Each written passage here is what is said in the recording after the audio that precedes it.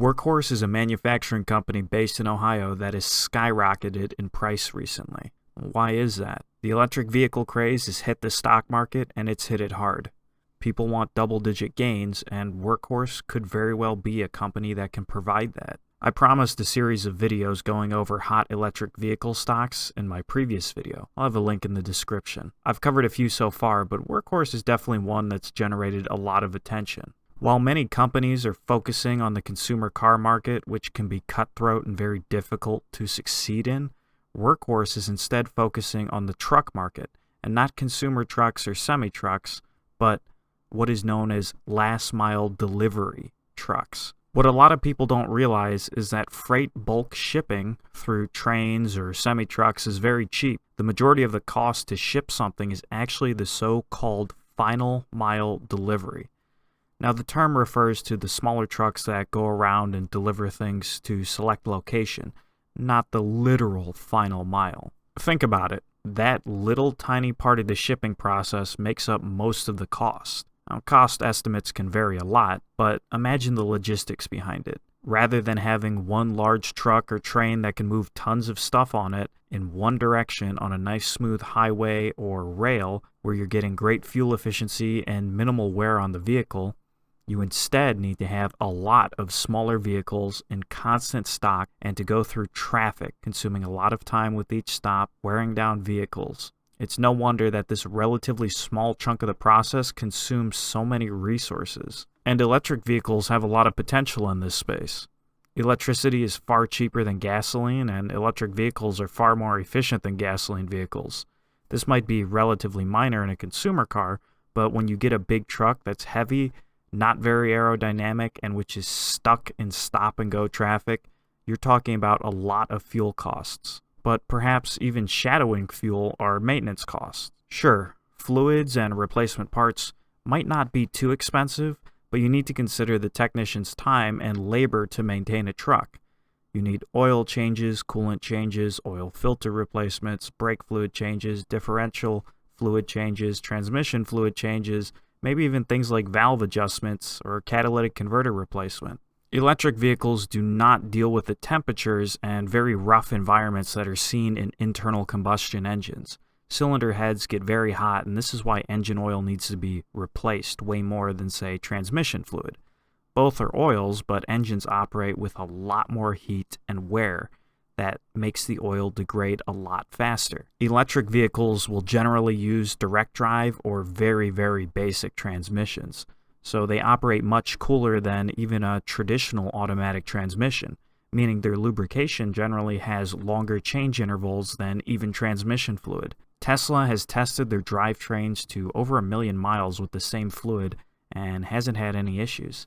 I wouldn't be surprised if there are 200,000 mile preventative intervals or something like that, but that's significantly larger than any internal combustion engine's change intervals. Really, electric vehicles are far cheaper to operate than internal combustion engines in both fuel costs and maintenance costs.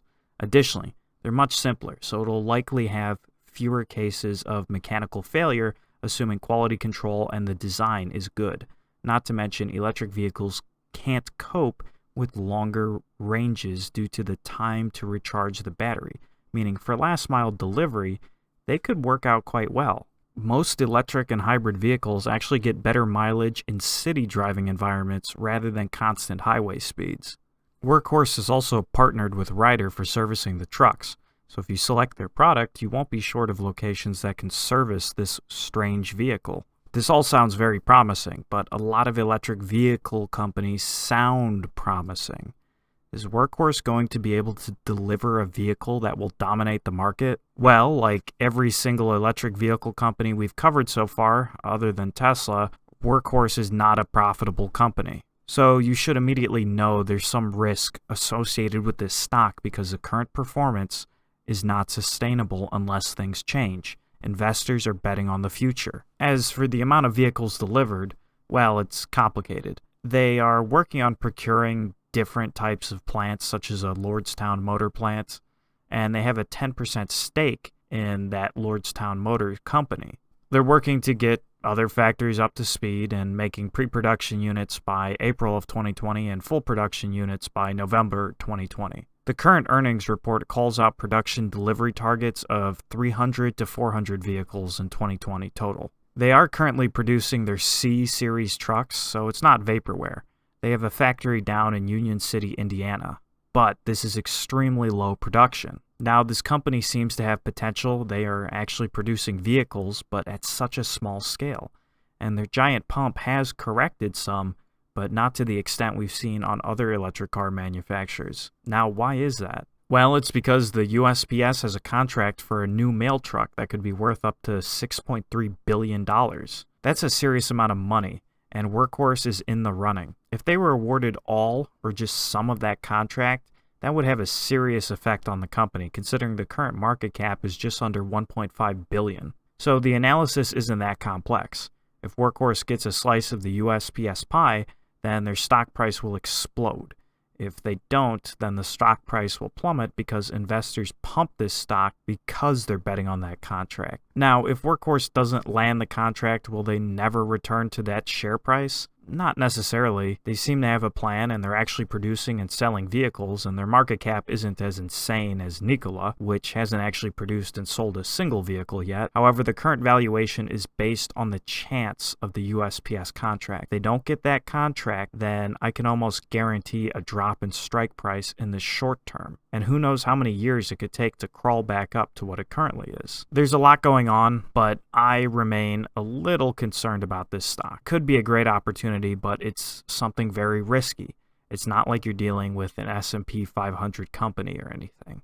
This is a smaller startup that has been trying for years to break ground and really differentiate. There's always potentials for huge growths in startups, but it's risky. That's one thing to keep in mind, always, especially when a company is not currently profitable.